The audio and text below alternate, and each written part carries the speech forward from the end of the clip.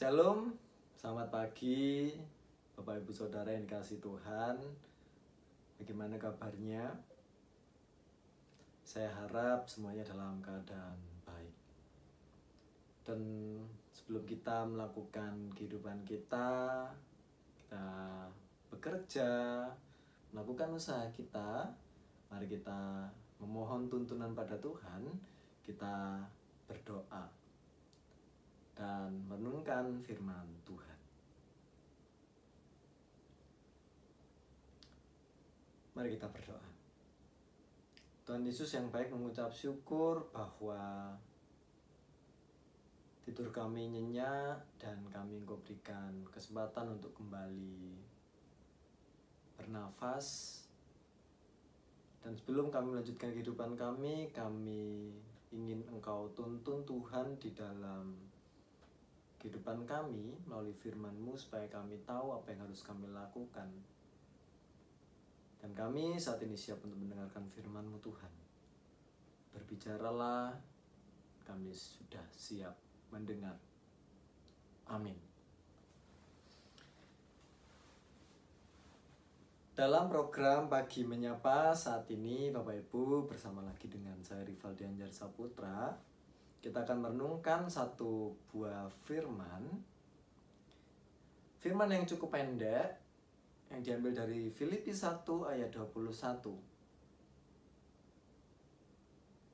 Filipi 1 ayat 21 yang berbunyi demikian. Karena bagiku hidup adalah Kristus dan mati adalah keuntungan. Amin. Firman ini tentu saja sering kita dengar Bapak Ibu, sering kita baca. Tetapi kadang membuat kita sedikit kebingungan bagi yang belum bisa memaknai tentang firman ini. Firman ini berbicara tentang sebuah kehidupan dan juga sebuah kematian. Dan ada sebuah cerita yang juga mungkin pernah kita alami. Ada dua tipe orang di dalam menjalani kehidupannya. Tipe yang pertama, orang-orang ini suka dengan satu pepatah yang demikian. Hiduplah hari ini sebaik-baiknya seolah-olah engkau akan mati esok.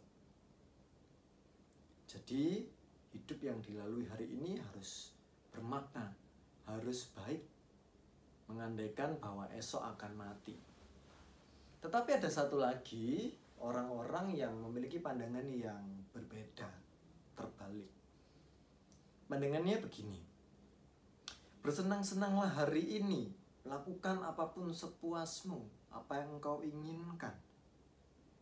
Mumpung kamu masih hidup, siapa tahu esok engkau akan mati. Dua pandangan ini sangat berbeda, tetapi dua-duanya sangat mementingkan atau berpusat kepada kehidupan. Berpusat pada apa yang harus kita lakukan di dalam kehidupan kita. Hidup lebih penting daripada kematian. Padahal firman yang kita baca tidak demikian. Dan bagaimana seharusnya kita hidup dan melihat kematian? Kita melihat dari contoh Paulus yang menulis surat Filipi tadi, Bapak Ibu. Paulus memiliki cara pandang yang berbeda, yang cukup unik untuk melihat hidupnya. Karena baginya hidup dan mati dua-duanya sama-sama penting dan dua-duanya harus dipersiapkan dengan sebaik mungkin. Apa yang menjadi buktinya? Yang pertama, ia hidup untuk bersuka cita menyaksikan pertumbuhan iman jemaat Filipi yang ia layani. Dan meskipun ia menderita, ia tetap harus memberitakan Injil. Ia harus melayani umat, dia harus melayani Tuhan. Dalam teks yang lain juga ditunjukkan bahwa Paulus dalam keadaan sakit, tetapi ia tetap bisa berbahagia di dalam kondisi tubuhnya, di dalam kondisi hidupnya saat itu. Pertanyaannya simpel, mengapa Paulus tetap bisa bersuka cita dan bergembira meskipun yang dialami adalah hal yang sulit, tidak mudah? Dan ternyata kuncinya hanya satu, Bapak Ibu. Paulus memiliki Kristus di dalam kehidupannya. Bagi Paulus, Kristus memberikan sebuah makna baru bagi kehidupannya. Begitupun tentang kematian. Paulus melihat bahwa semasa dia hidup, dia harus hidup dengan baik, melayani Tuhan, dan terus berbuah baik bagi Kristus, melakukan kehendak Kristus. Dan sebaliknya, bagaimana jika ia mati? Ternyata ia juga memandang bahwa kematian adalah keuntungan. Karena ketika ia mati, ia duduk bersama dengan Yesus. Janji itulah yang ia pegang. Luar biasa bukan apa yang jadi pokok pikiran dari Paulus. Di tengah kehidupan kita mungkin Bapak Ibu yang semakin individualis, banyak hal-hal yang mendorong kita kepada sebuah hal-hal yang mementingkan diri sendiri. Tetapi firman yang kita baca ini ternyata hidup kita harus berpusat pada Allah, bukan kepada diri kita sendiri dan keuntungan kita sendiri. Kristus telah mati dan bangkit juga bagi kita, agar kita juga mampu mendapatkan kehidupan kekal nantinya.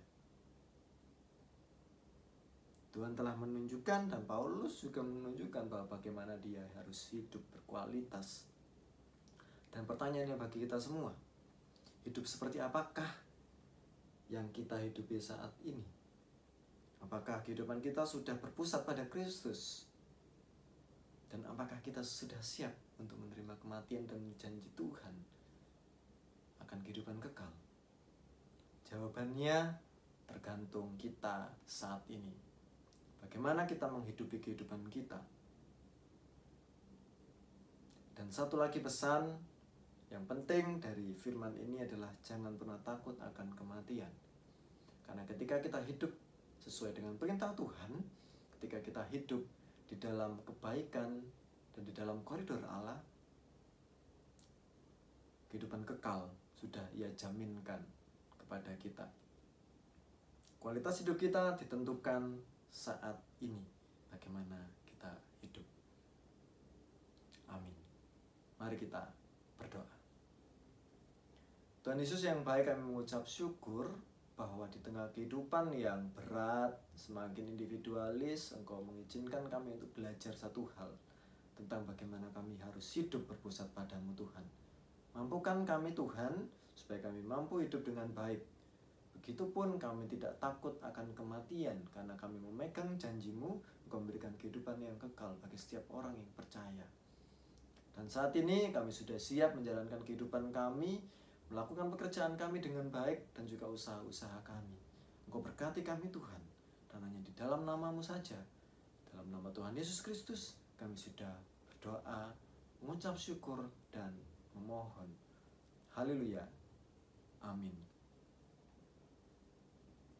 Selamat melanjutkan kehidupan Bapak Ibu, dan selamat Tuhan tuntun di dalam kehidupan Bapak Ibu hari ini, dan sampai selama-lamanya. Amin. Selamat pagi, Tuhan Yesus memberkati.